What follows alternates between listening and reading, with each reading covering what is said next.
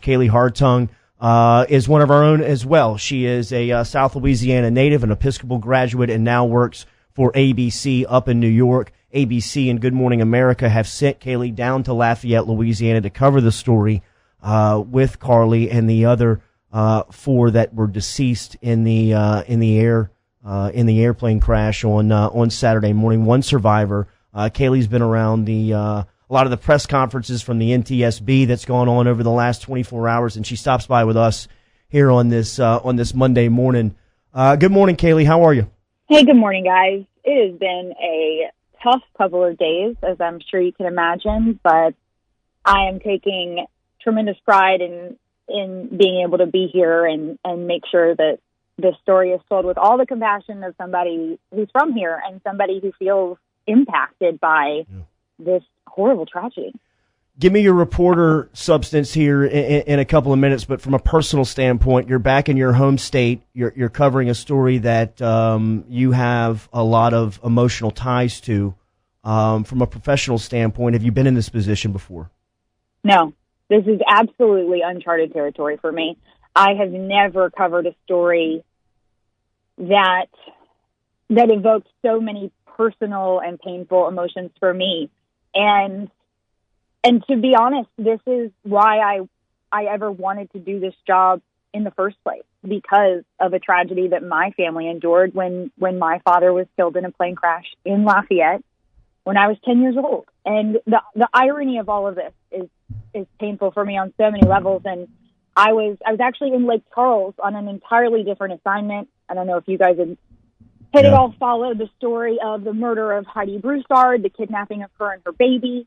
I had been in Austin covering that story, learned, of course, that she was from Lake Charles, which hit me, and then was there for her funeral and got the call on Saturday morning that this plane crashed in Lafayette. And just hearing that was enough to really stir my own emotions. Hopped in a car from Lake Charles with my producer, headed to Lafayette. And when we got the flight-aware information that this plane was headed from Lafayette to an FBO outside of Atlanta that I've flown into before, I knew immediately that these were LSU fans on board and that they were going to the game. There was no question in my mind.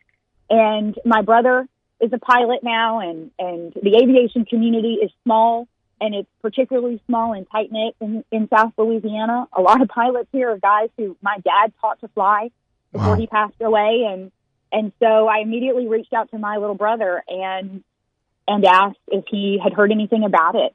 And of course he had. And of course he had met the pilot, Ian Biggs, on a couple of occasions. Didn't know him well, but knew him to be an experienced and great pilot, and a pilot's pilot, because Chuck Vincent, the man who owned the airplane that crashed, is a retired pilot. So coming from an aviation family myself, you know that a pilot is going to only trust the best with his own family and friends aboard his plane. And I've come to learn that Ian, the pilot, was friends with Chuck's son, Chris, since they were 9 years old. He was like a part of their family. They trusted him completely. And that makes this all the more difficult for everyone involved.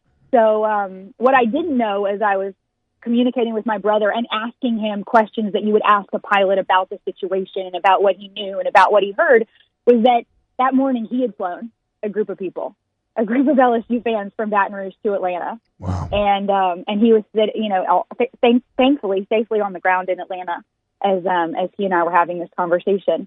So, those were the first couple of levels of this for me. And then to find out how the LSU football family was touched.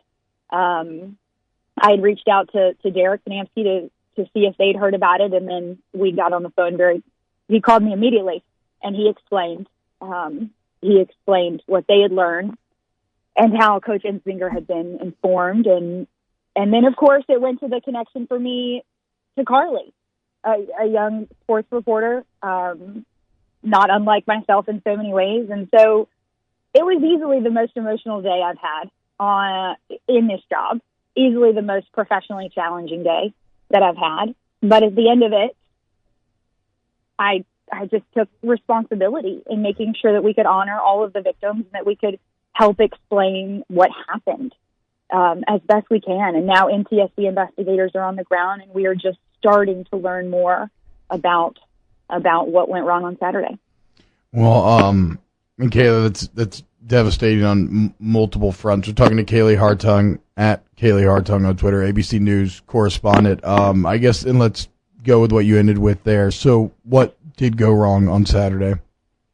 NTSB investigators are in the very early stages of what will be an investigation that they say could take 12 to 18 months. Wow. So while they are trying to figure out what happened and why, they are not jumping to any conclusions. They are a very efficient and hardworking federal agency. I have had great experience in working with the NTSB in other just horrific incidents, but they are very good at providing us with information as they get it. And what we know now is that this plane took off from the Lafayette Regional Airport. It was in the air for less than a minute.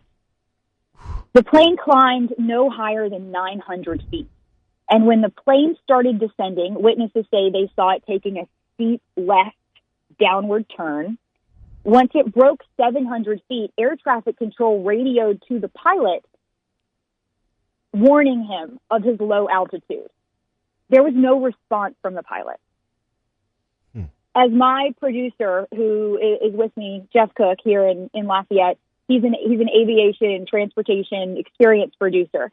He has said in these moments, pilot's first responsibility is to aviate, then navigate, and then communicate. So in that moment, as pilot Ian Biggs gets the warning that he is at a low altitude, there's no doubt in my mind he already knew something was going wrong. So I don't want any lack of response by him to be misconstrued. Rather, he had a job to do and was following protocol that pilots are taught, his first job being to aviate and then navigate, communication with the tower in that moment being third. So the plane takes this sharp downward turn.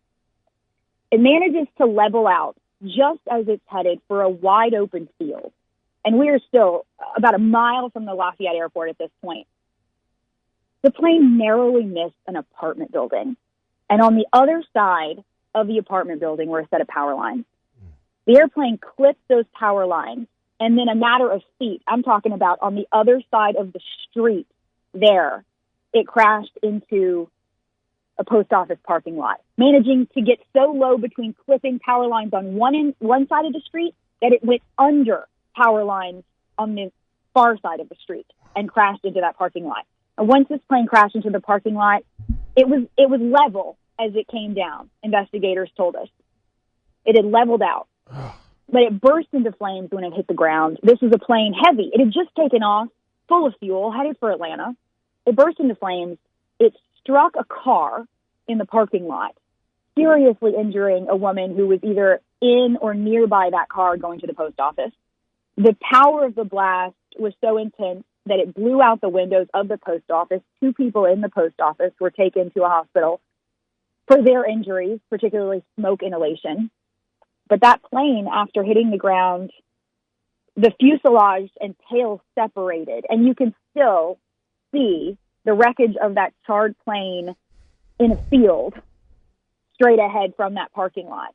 The debris field stretches about a quarter mile, but what is now a tremendous challenge to investigators is that the remains of that plane and its 2 engines are so charred. So right now they have not recovered what we know is a black box, a data recorder for the airplane that could have critical information. But with a private plane like this, a twin-engine turboprop Piper Cheyenne, they don't necessarily always have these recorders on board. But at this point, investigators aren't hopeful that they will find one. But again, a full go team. I mean, the NTSB throwing the kitchen sink at this investigation. A full go team is on the ground, and they are trying their best to comb through what's left of this plane and collect the evidence they need before removing that wreckage from the field, which they hope to do later today.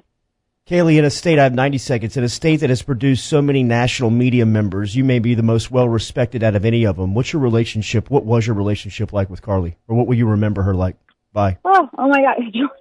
Jordy, that is an incredibly kind comment, and I don't agree with it, but thank you for saying that. I didn't personally know Carley well.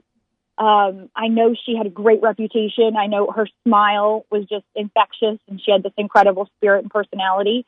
I actually texted with Steven, her husband, last night, and to hear him describe their love, how fiery and passionate she was, how incredible her work ethic was, how hard she worked, how many different jobs and different times she would work to not only pursue her passion of sports reporting, but also to help others. It moved me to tears.